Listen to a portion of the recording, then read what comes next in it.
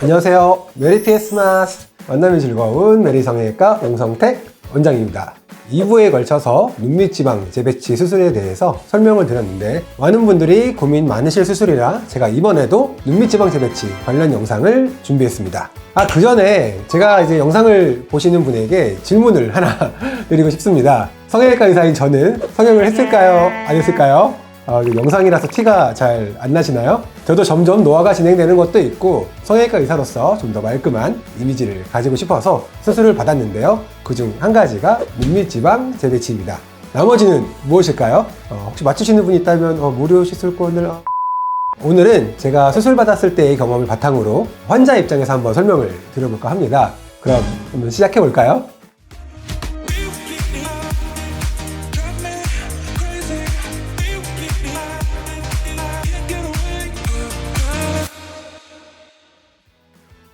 제가 수술 받은 건 한 3, 4년 전인 것 같고요. 그때 개인적인 사정이 생겨서 이직을 하게 되었는데 이직하는 과정에서 한 달 정도 쉬는 시간이 있었습니다. 쉬는 시간 동안 이제 뭘 할까 고민하다가 몇 년 전부터 저도 이제 눈 밑에 지방 돌출이 있는 게 굉장히 신경이 쓰였거든요. 그래서 눈밑 지방 재배치 수술을 받기로 결정하였습니다. 수술 전 사진입니다. 수술 전날 찍어 놓은 게 이거 하나밖에 없더라고요. 다음 사진은 수술 전 디자인을 하고 제가 찍은 사진입니다.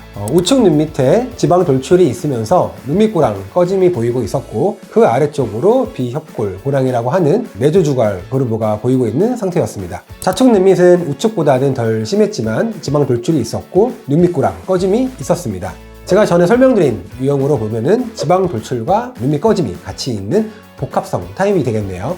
한 오전 10시쯤 수술을 들어갔던 것 같고 수술 시간은 30분, 40분 정도 소요됐던 것 같습니다. 간단한 수면 마취라서 수술 후에 30분에서 1시간 정도 만에 수면 마취에서 깨어났고 지방 돌출이 심한 편이라서 내측, 가운데, 외측 지방 모두를 잘 재배치를 하였고 경막 고정까지 잘 했다고 해주셨습니다. 수술 직후 회복실에서 찍은 사진입니다. 붓기가 있기도 하지만 테이핑의 영향도 물론 있겠죠. 하지만 애교살이 살아나고 악광대 쪽 볼륨이 확실히 살아난 것 같습니다. 국소 마취인 하안나 신경 마취를 같이 했기 때문에 감각이 무뎌져 있어서 붓기 말고는 통증은 별로 없었고 한 4시간 정도 지난 다음 마취가 풀리면서 좀 당기고 얼얼한 느낌은 있었습니다. 이때쯤부턴 처방받은 약을 먹기 시작했더니 통증은 괜찮아졌습니다. 다음은 수술 후 이틀째 사진이고요. 당일보다 1, 2일 후에 통증이나 붓기가 더 심해지는데요. 얼굴이 당기고 포장 찍기가 굉장히 불편하고 눈곱이 많이 끼고 눈물이 많이 났었습니다. 그래도 멍은 심하지는 않았었네요. 수술 후 일반적으로 2, 3일 정도는 냉찜질, 3일 후부터는 온찜질을 해주면 좋다는 것도 초반에 냉찜질은 붓기가 늘어가는 시기에 늘어나는 것을 줄여주고 온찜질은 붓기가 빠지는 시기에 더 잘 빠지도록 해줍니다. 따라서 저도 마찬가지로 냉찜질 열심히 하다가 3일째부터 온찜질로 바꿔줬습니다. 다음은 수술 후 4일째 사진이고요. 아래쪽으로 붓기가 점점 내려오면서 얼굴이 아주 동그랗게 보이네요. 안경을 썼는데 안경이 볼에 닿을 정도로 볼이 많이 부었었습니다. 제주도의 맑은 공기를 마시며 온찜질과 가벼운 러닝으로 붓기를 빼려고 했었던 것 같네요. 수술 후 10일 정도 지났을 때이며 붓기는 아직 있지만 외출에는 지장이 없을 정도였고 일상생활도 전혀 불편함이 없었습니다. 애교가 전보다 잘 살아나 보이고 훨씬 말끔해 보이는 것 같습니다.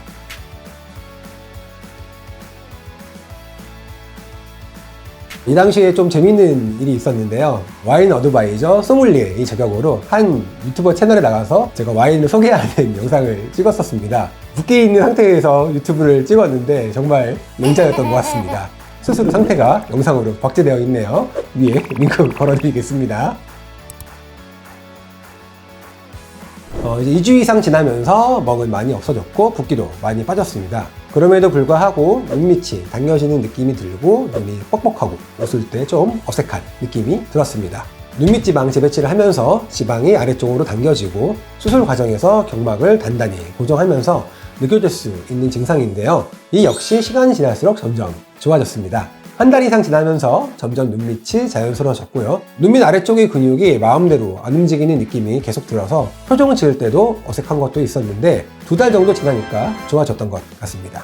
눈물이 자주 나고 눈곱이 많이 껴서 굉장히 좀 불편한 느낌도 있었는데요. 이 역시 수술 후에 눈 주변의 근육 기능이 아직 돌아오지 않고 눈물길의 기능이 회복이 덜 되어서 생기는 현상인데요. 2에서 3개월 정도 지난 뒤부터는 위에 말씀드린 증상은 거의 사라졌고 현재까지 특별한 증상 없이 아주 만족하며 지냈던 것 같습니다. 오늘은 제가 눈밑 지방세 배치 수술을 받았던 기억을 끄집어내서 변하는 과정에 대해서 썰을 한번 풀어보았는데요.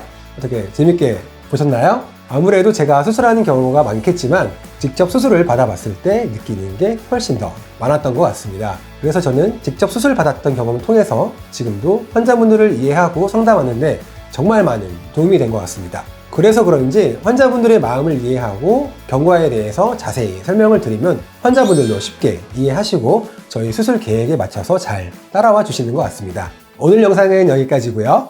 다음 시간에는 피부를 절개하는 하안검 수술에 조금 더 중점을 맞춰서 수술 후 생길 수 있는 증상에 대해서 설명드리도록 하겠습니다. 지금까지 시청해주셔서 감사합니다. 다음 시간에 봬요. 안녕!